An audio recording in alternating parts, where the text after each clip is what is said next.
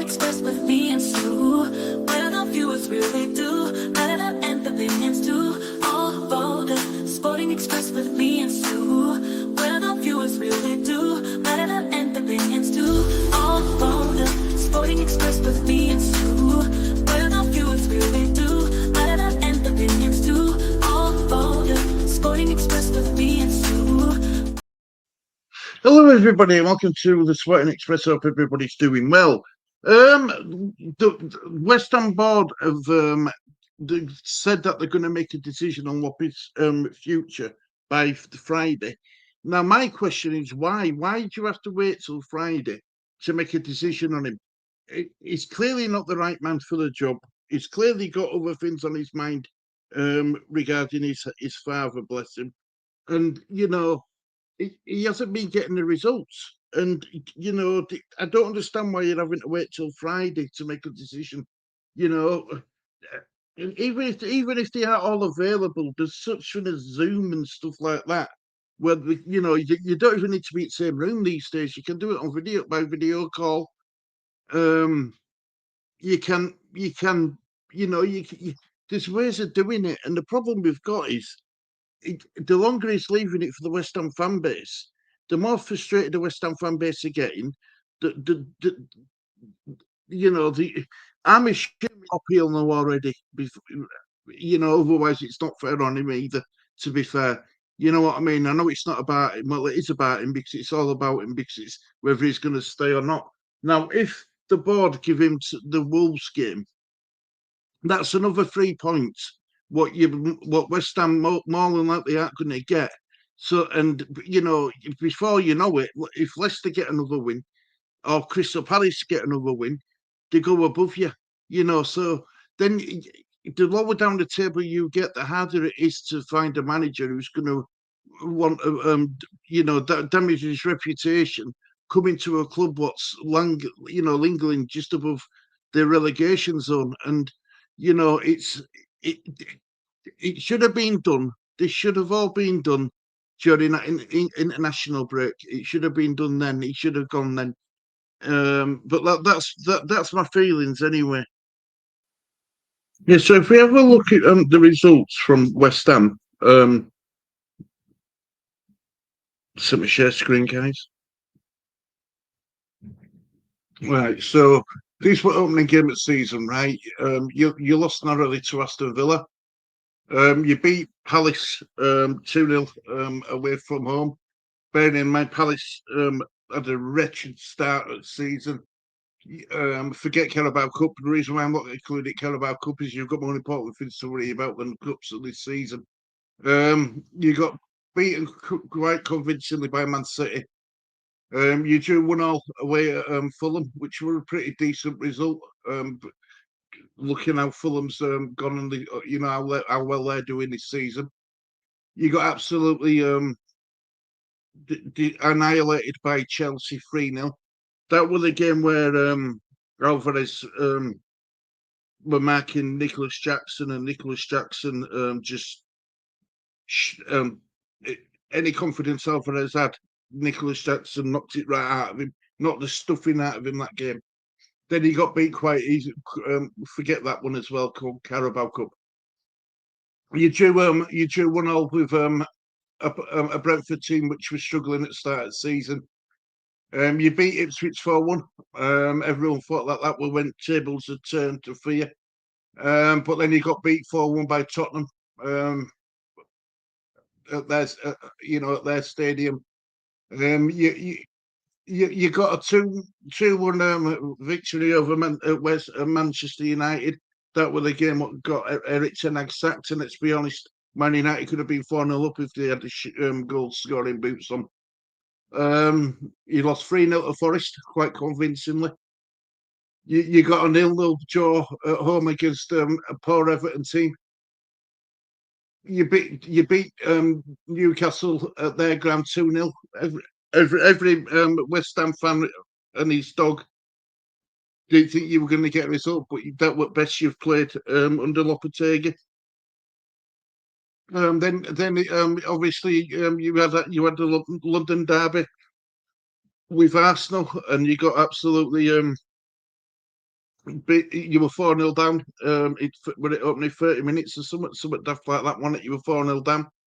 Um, Arsenal did the business in first half. They didn't have to do it in second half.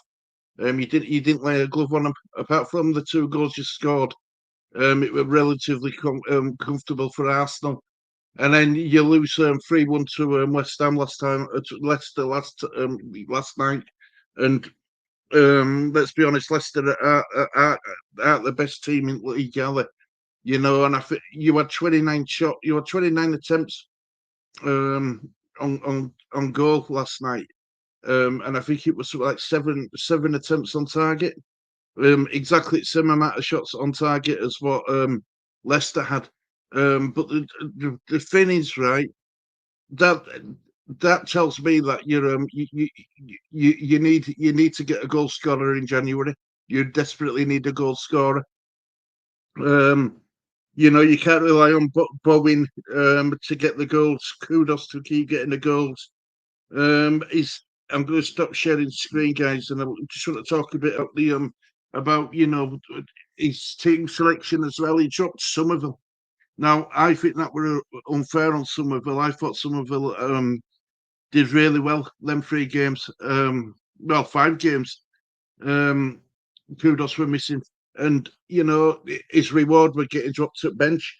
It doesn't it doesn't look good from outside looking in when your manager's doing stuff like that. It can't be good for Somerville's confidence. It can't be good for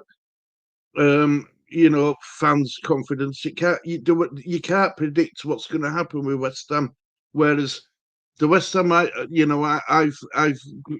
grew up with and know one is you know they're not always going to win games, but what they do is they give a damn good account of themselves. They go for it. They leave everything on pitch. Whereas at the moment, the only thing what's been left on pitch is tears. That's the only thing what's been left on pitch. I feel so sorry for Bowen. Given captaincy this season after being and all pressure on his shoulders. He looked a defeated man yesterday at the end of that game. Did Cheddar Bowen? He looked like the ground were going to open up and swallow him all. And it's sad what's going on, and I don't understand why they're waiting until by Friday. They're going to have a decision by Friday. Why not make it now? Why not just say, look, thank you, Lopetegui, but it hasn't worked. You go be with you go look after your father. You know, you, and bring someone else in. I don't understand what they're waiting for. I don't get it. I'll never understand people like Sullivan. I'll never understand him. When you've got, I mean, I thought when Kaczynski come in a couple of seasons ago now, I thought things were going to change for West Ham, but it clearly hasn't. It sounds to me like Sullivan's making all the decisions, right or wrong. It's making all the decisions, and it's going to come back to cost West Ham, unfortunately. And any people who know me for a while now know that I've always had a good, strong bond with West Ham and West Ham fans, and even I'm feeling it for them. I really am. This reminds me of Leeds all over again when we got relegated. We thought we were too good to go down. We thought that we had the players who could avoid relegation.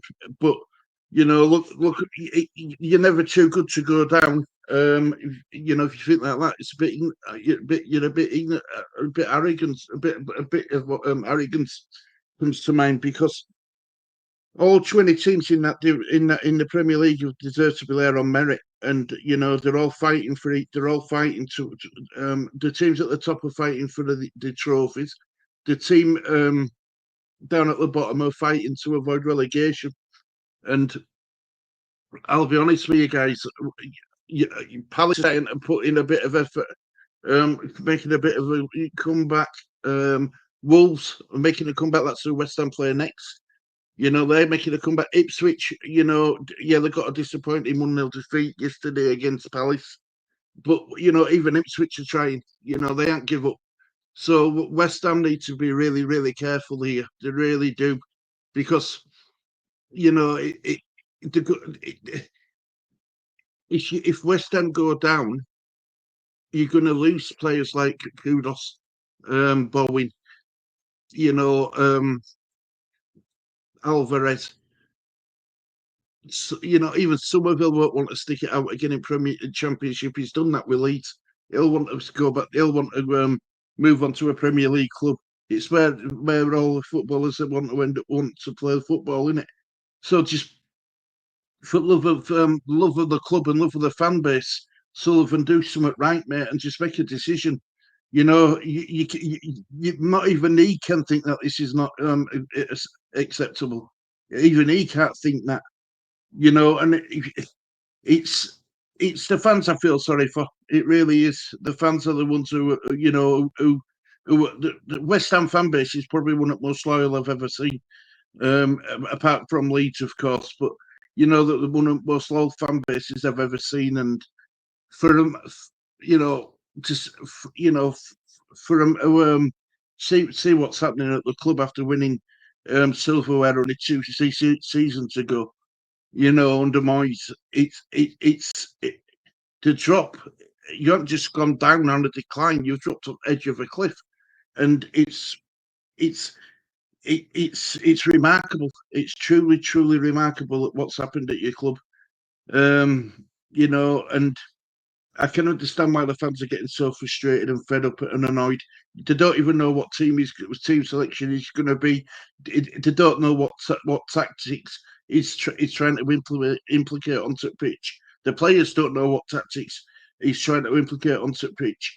You know, it's it's madness. It's absolute madness what's going on at West Ham, and hopefully, you know, they act sooner rather than later, and they can start turning a corner because that club needs a massive injection of self belief and confidence back into it, because if they carry on going like this, there's only, you know, there's a really strong possibility that they will get relegated, and you know, I don't want to see that for West Ham, and I don't want to see that for West Ham fans. Anyway, I'm going to leave it there. Thank you very much for watching this edition of the Sporting Express. You know, look after yourselves, guys. Take care, and I will speak to you all soon. Take care. Bye bye. Everyone's welcome, including you. Your views and opinions matter too.